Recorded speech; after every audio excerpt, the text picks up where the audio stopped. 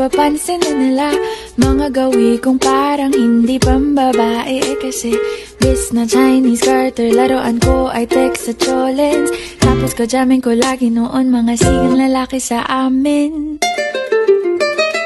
Nung ako'y mag-high school ay napabarkada sa mga bay. Curious na babae na ang hanap din ay babae.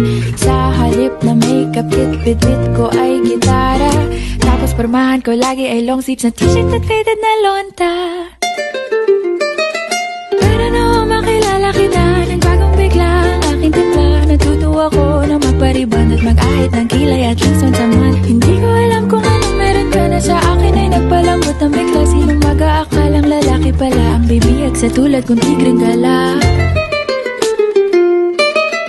Kahit ako'y titibo-tibo, puso ko ay titibok-tibok pa rin sa'yo. Isang halik mo lamang at ako ay tinatablan.